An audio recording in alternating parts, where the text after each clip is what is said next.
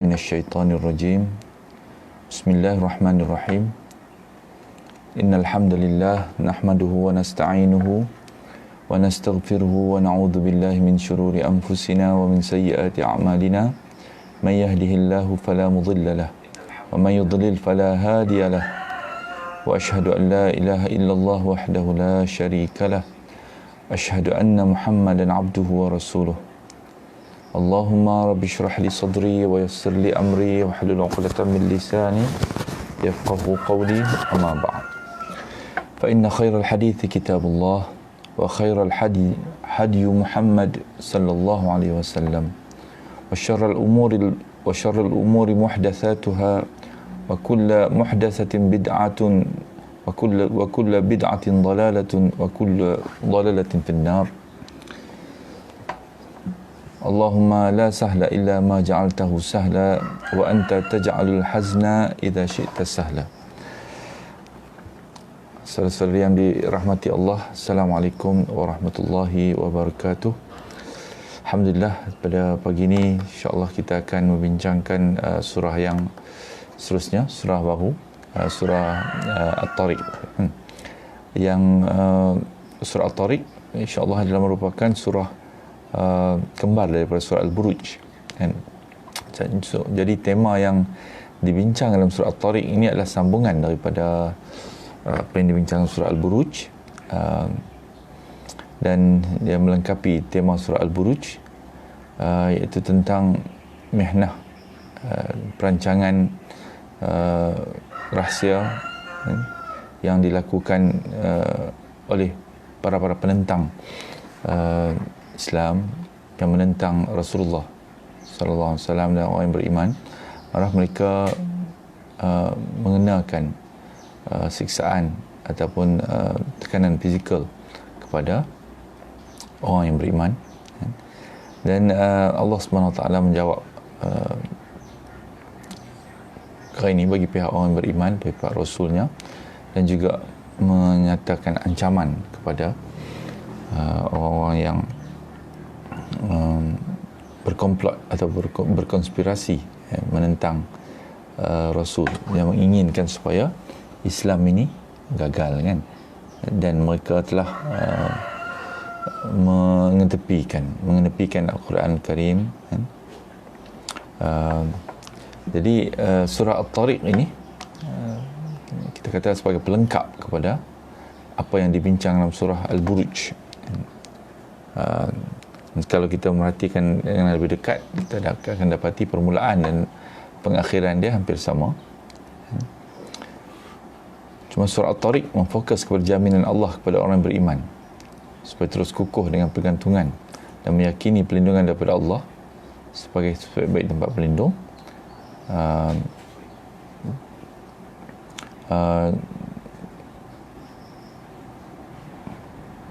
Dan juga bahagian awal dari kandungan besar surah ini berisi qasam juga, sumpah, seperti mana yang berlaku dalam surah Al-Buruj, kan? Kita akan tengok apakah sumpah yang digunakan ataupun diketengahkan Allah SWT dalam surah ini. Jadi insya-Allah kita mulakan dengan membaca surah ini dulu, kan? A'udzu billahi samil alim minasy syaithanir rajim. Bismillahirrahmanirrahim. Was-samaa'i wat-tariq. Wa ma adraka mat-tariq. An-najmu ats-tsaqib. إن كل نفس لما عليها حافظ فلينظر الإنسان مما خلق من ماء دافق يخرج من بين الصلب والترائب innahu ala raj'ihi laqadir يوم تبلى السرائر فما له من قوة ولا ناصر والسماء ذات الرجع والأرض ذات الصدع إنه لقول فصل وما هو بالهزل إنهم يكيدون كيدا وأكيد كيدا فمهل الكافرين أمهلهم رويدا. صدق الله العظيم. Demi langit dan yang datang di malam hari, tahukah kamu apakah yang datang pada malam hari itu? Iaitu bintang yang cahayanya menembus, dan setiap jiwa pasti, sesungguhnya setiap jiwa pasti ada penjaganya. Maka hendaklah manusia memerhatikan daripada apa dia diciptakan. Dia diciptakan dari air yang terpancar, yang keluar dari antara tulang sulbi lelaki dan tulang dada perempuan. Sesungguhnya Allah benar-benar kuasa untuk mengembalikan hidup sesudah mati. Padahal dinampakkan segala rahsia, maka tidak ada bagi manusia itu satu kekuatan pun dan tidak pula seorang penolong. Demi langit yang mengandungi hujan dan bumi yang mempunyai tumbuh-tumbuhan, sesungguhnya Al-Quran itu benar-benar firman yang memisahkan di antara hak dan batil.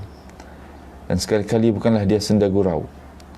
Sesungguhnya mereka itu merencanakan tipu daya yang jahat. Aku pun membuat rencana tipu daya yang jitu. Kerana itu beri tangguhlah kepada kafirin itu, berilah kesempatan untuk sementara waktu. Itu adalah terjemahan yang saya ambil daripada terjemahan standard. Mungkin ada beberapa perubahan dalam terjemahan itu yang kita akan jelaskan lagi insyaAllah dalam perbincangan ini. Alhamdulillah, insyaAllah kita mulakan perbincangan kita surah At-Tariq ini.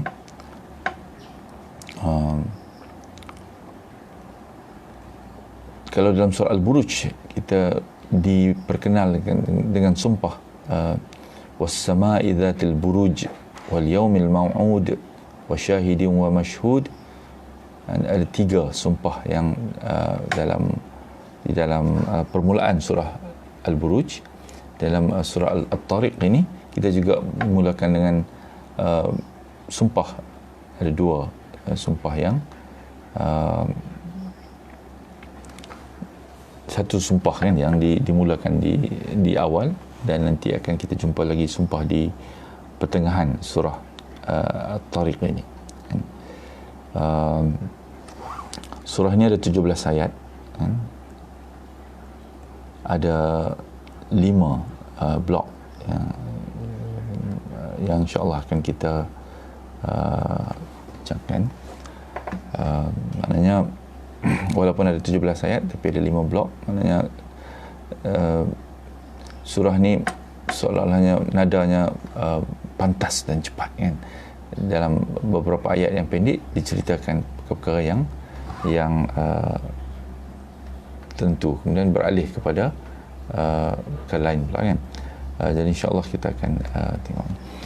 Was-sama'i wat-tariq, demi langit, was-sama' demi langit, wat-tariq dan yang datang pada malam hari. Wa ma adraka mat-tariq, tahukah kamu apakah yang datang pada malam hari itu? Apakah At-Tariq ini? An-Najmu Ats-Tsaqib, iaitu bintang yang cahayanya menembus. Apakah yang disumpahkan di dalam sumpah atau qasam dalam surah At-Tariq ini? Pertama sekali,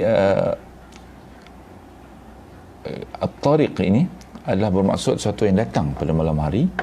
Yang dimaksudkan dengan apa yang datang di malam hari di sini adalah bintang-bintang, kan? Seperti ini dijelaskan sendiri dalam surah ini, so kita tak payahlah mencari lebih jauh lagi, kerana kan diikuti dengan pertanyaan wama adraka mat-tariq, tahukah kamu apa yang datang pada malam hari itu? An-najmu tsaqib, iaitu bintang yang cahayanya menembusi sampai ke mata kita, glittering stars, ataupun cahaya yang bintang yang bergemerlapan, yang cahayanya sampai terus ke mata manusia tanpa perlu bantuan alat-alat lain untuk dapat melihat bintang ni, kan. Sebab ada ketika setengah-setengah objek langit ni kita memerlukan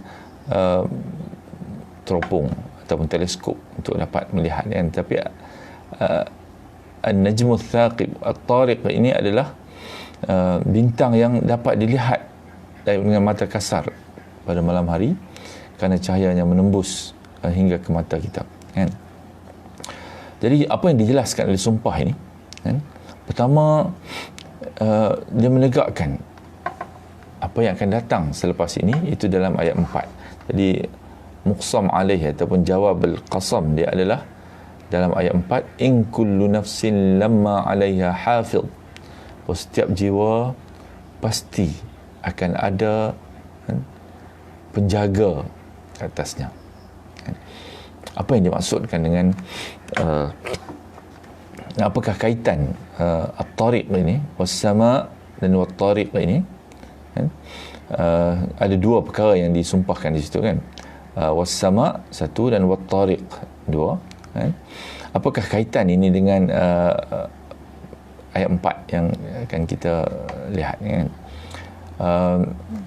Pertanyaan dalam ayat kedua seperti biasa, kan, wama adraka mat-tariq, untuk menjelaskan penting dan besarnya, kan, seriusnya sumpah yang dinyatakan ini, iaitu bintang yang cahayanya menembusi, An-Najmu Tsaqib. Apakah besar atau penting seriusnya bintang ini, kan?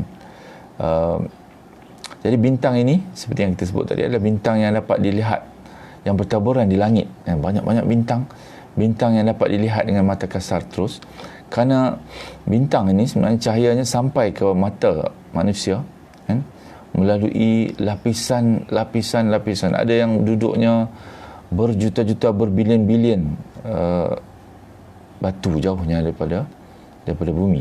Ada di antara bintang-bintang ini yang telah pupus, tapi cahayanya baru sampai ke mata manusia.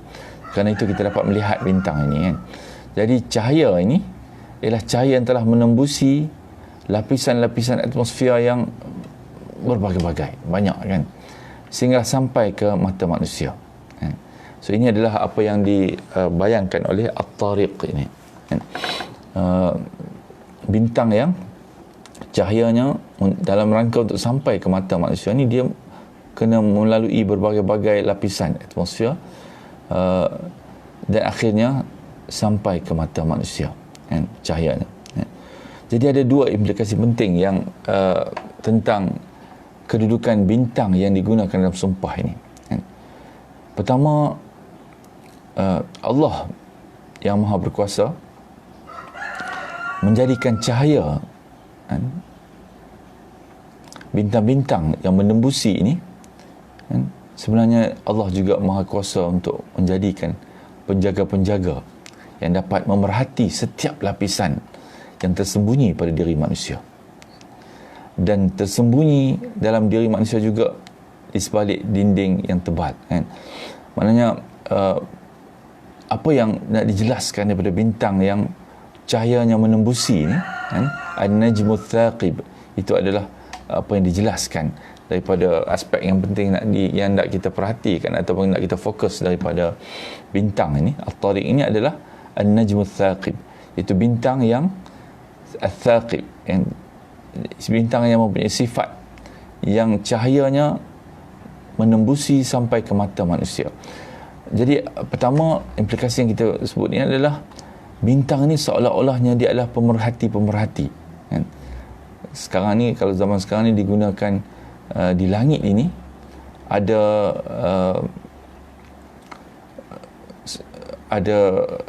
objek-objek kan, satelit, malah ada kamera kan, yang menjadi mata-mata yang memerhati manusia ataupun memerhati contohnya ada satelit Amerika dan sebagainya yang menjadi pemerhati kepada apa aktiviti musuh-musuh dia kan, sehingga dapat menangkap gambar sehalus-halusnya di bumi ini kan. Kerana apa? Kerana satelit ataupun alat-alat yang digunakan jauh di angkasa sana kan, oleh dalam satelit ini, kamera dan sebagainya, dia mempunyai cahaya yang boleh menembusi kan, lapisan maksudnya sampai ke bumi. Allah Subhanahu Wa Taala membayangkan itu adalah begitulah bintang-bintang yang Allah jadikan di langit kan.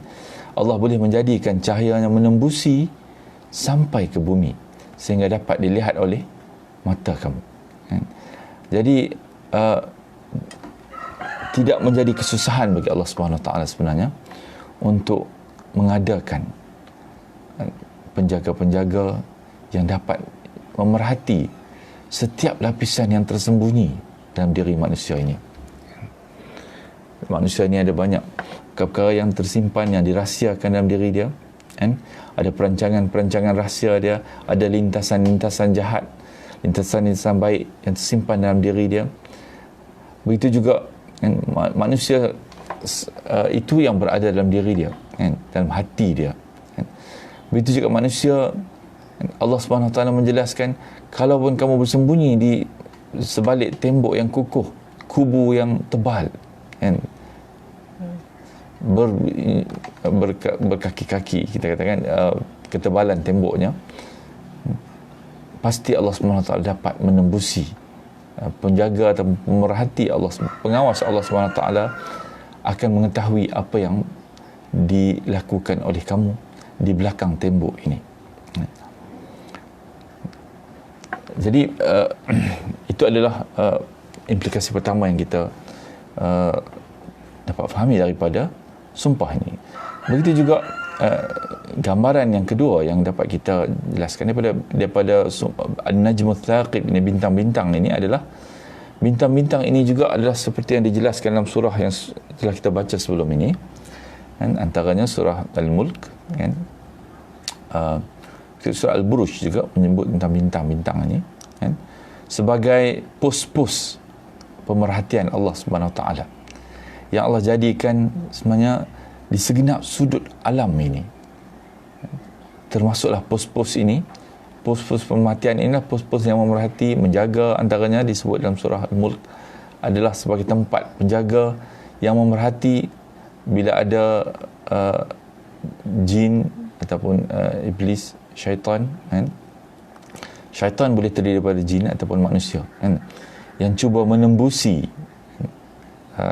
jagaan ataupun sempadan jagaan Allah Subhanahu Wa Taala ini, maka Allah Subhanahu Wa Taala mengadakan kan, pemerhati, pos-pos pemerhatian ini kan, ataupun buruj kan, yang berada di segenap sudut alam ini kan. Dan ini termasuklah kan, tidak menjadi kesusahan bagi Allah Subhanahu Wa Taala untuk mengadakan pos-pos pemerhatian kan. Ini juga dalam diri manusia. Jadi inilah yang nak dijelaskan dalam ayat keempat, in kullu nafsin lamma 'alaiha hafiz. Setiap jiwa pasti ada penjaganya. Jadi sumpah yang diperjelaskan Allah SWT ini menjelaskan bahawa tidak menjadi kesusahan bagi Allah SWT untuk mengadakan pemerhati bagi setiap jiwa manusia ini. Allah SWT mengetahui apa sahaja yang tersembunyi, yang tersimpan, walaupun manusia lain tidak dapat melihatnya, tidak dapat mengetahuinya, tapi Allah SWT mengetahui kan? Sentiasa memerhati dan mengawasi dalam senyap kan? Maknanya seperti mana kita memahami dan merasai bandingan yang kita dapat, contoh yang paling mudah, kan? Seperti yang saya sebut, satelit yang ada di sekeliling kita pada hari ini, walaupun kita tidak rasa kehadiran dia, kan? Tidak ada bunyi, tidak ada warna, tidak ada apa-apa indikasi bahawa dia sedang memerhati kita daripada atas sana, kan? Tapi di sana wujud satu sistem, satu struktur, kan? Pemerhatian, kan? Satu struktur jasus ataupun spy, kan? Tajasus yang memerhati gerak-geri manusia secara senyap, kan? Malah setiap udara yang berada di sekeliling kita ini sebenarnya dipenuhi oleh tembusan cahaya daripada alat-alat yang memerhati manusia daripada atas sana. Begitulah gambaran yang Allah Subhanahu Wa Taala ketengahkan, bahawa Allah Subhanahu Wa Taala mewujudkan satu sistem pemerhatian yang amat jitu, elaborate, amat terperinci, kan? Dan amat efektif untuk memerhati dan melihat manusia ke dalam diri manusia ini. Cuma manusia kadang-kadang lupa dan tidak, kerana dia tidak merasai sistem ataupun struktur pemerhatian yang Allah bina ini adalah struktur yang berada bersama-sama kita walau ke mana kita pergi. Termasuklah dalam struktur ini ialah malaikat-malaikat Raqib dan Atid, kan? Yang telah kita disebut dalam surah yang sebelum ini, kan? Tentang penjaga yang menjaga manusia, kan? Mencatat setiap amalan manusia, kan? Allah Subhanahu Wa Taala dalam surah ini seperti kita sebut, ni adalah komplimen kepada surah yang sebelum, surah Al-Buruj ni, kan? Allah Subhanahu Wa Taala memulakan dengan sumpah untuk menjelaskan kepada manusia ini adalah hakikat yang tidak menjadi kesusahan bagi Allah Subhanahu Wa Taala untuk mengadakannya. Malah kamu, walaupun kamu tidak merasa atau melupakannya, kamu sebenarnya sedang berada di tengah-tengah pemerhatian, sistem pemerhatian Allah Subhanahu Wa Taala yang seolah-olah kamera Raqib dan Atid yang mencatat dan tidak pernah tersilap dalam catatan mereka ini. Mereka juga adalah pencatat yang amat mengetahui apakah yang nak dicatat, kan? Apakah yang benar, apakah yang salah dalam catatan mereka ini. Begitu juga satu sudut lagi, Allah Subhanahu Wa Taala juga menjadikan dalam sistem pemerhatian atau pengawasan Allah Subhanahu Wa Taala atas manusia ini, Allah juga menjadikan dalam diri manusia sendiri anggota-anggota tubuhnya yang juga memerhati. Sebab nanti disebut anggota-anggota tubuh inilah yang akan menjadi saksi, yang akan menceritakan kepada Allah Subhanahu Wa Taala di hadapan Allah Subhanahu Wa Taala di mahkamah Rabbul Jalil nanti apa sahaja yang telah dilakukan oleh tuannya, ya. Jadi sebenarnya nak diingatkan kepada manusia, ke mana sahaja kamu berada, di mana sahaja kamu duduk, di sebalik tembok yang tebal tinggi, kan? Ketika kamu berseorangan dalam hutan belantara yang dalam, jauh di dalam bumi, di tengah-tengah bumi, kan? Ataupun di dalam, kamu berada di bawah lautan yang dalam, sebenarnya pemerhati Allah SWT ini sentiasa berada bersama-sama dengan kamu, kan? Malah tubuh manusia ini, kan, secara senyap kadang-kadang manusia lupa bahawa dia juga sedang memerhati dan akan sedang mengumpul semua maklumat apa yang kita lakukan dan ke mana saja kita pergi akan diberitakan kepada Allah Subhanahu Wa Taala. Malah yang sentiasa mendedahkan, menceritakan, membuat laporan di dunia ini, mulut ataupun lisan manusia ini, lidah manusia ini akan ditutup pada hari pembalasan nanti, supaya semua saksi-saksi yang ataupun pemerhati Allah Subhanahu Wa Taala yang efektif dan benar ini akan deactivate, kan? Dan mengeluarkan apa segala catatan yang berada di dalam database ataupun bekalan datanya, kan? Jadi ini adalah ingatan yang amat besar, kan, yang diketengahkan dalam sumpah yang kita baca pagi ni, kan. Implikasinya adalah, kan, kerana kata dalam surah ini dan surah Al-Buruj, kan, tema khusus yang diketengahkan ataupun difokus dalam surah ini adalah tentang perancangan ataupun rahsia, kerahsiaan, perancangan rahsia yang dilakukan oleh musuh-musuh Allah Subhanahu Wa Taala, kan, di belakang Allah SWT, di belakang orang beriman, untuk menggagalkan agenda dakwah, agenda Islam, yang Allah SWT yang merancangnya, dan digerakkan oleh Rasul Allah SWT dan orang yang beriman. Maka mereka ini, Rasul dan orang yang beriman adalah merupakan wakil ataupun mereka-mereka yang dilindungi di dalam kerajaan Allah, Arsyul Azim, Arsyul Majid, ya Allah SWT yang mempunyai arash yang besar, Allah yang maha mulia, Al-Majid, yang mempunyai arash yang maha besar, kerajaan yang besar, dan sesiapa saja yang menyakiti mereka yang berada dalam kerajaan Allah SWT ini pasti berada dalam pemerhatian dan pengawasan Allah SWT. Malah apa yang terniat di dalam hati mereka juga Allah SWT maha mengetahui dan akan didedahkan oleh Allah SWT. Nanti kita akan baca lagi apakah yang Allah SWT lontarkan kepada mereka-mereka yang merupakan musuh Allah dan musuh orang yang beriman, musuh Rasulnya, apabila mereka memilih untuk menentang perancangan Allah Subhanahu Wa Taala ataupun kehendak Allah Subhanahu Wa Taala untuk dengan menghantar Rasulnya memberi peringatan kepada manusia ini. Jadi insya-Allah kita hentikan di sini dulu. Nanti kita akan sambung lagi esok tentang ayat-ayat seterusnya surah At-Tariq ini. InsyaAllah moga-moga ada manfaat daripada apa yang kita bincang pada hari ini. Baca lagi dan perhatikan dengan mendalam, ulang-ulang, kan, tentang sumpah yang Allah SWT ketengahkan tadi, sumpah yang seperti mana menembusnya Najmut Thaqib ini. Sumpah ini juga menembus ke dalam kesedaran dan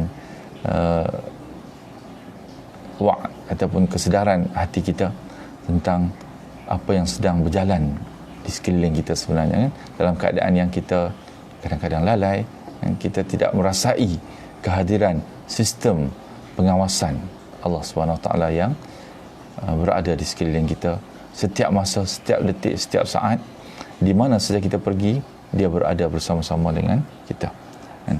Dan Allah SWT memerhati. Sebab itu dalam hadis disebut juga, kan, apabila seorang hamba ni bersendirian, Rasulullah sebut dalam, kan, ketika dia nak berada dalam bilik air dan sebagainya, maka, kan, kalau tidak ada makhluk yang lain, hendaklah dia malu kepada Allah Subhanahu Wa Taala, malu kepada malaikat Allah Subhanahu Wa Taala yang ada bersama-sama dengan dia, kan? Jadi insya-Allah kita sudahi dulu dengan wabillahi taufiq wal hidayah. Assalamualaikum warahmatullahi wabarakatuh. Subhanakallahumma bihamdika asyhadu an la ilaha illa anta astaghfiruka wa atubu ilaik. Asyhadu an la ilaha illa anta astaghfiruka wa atubu ilaik. Wal 'asri.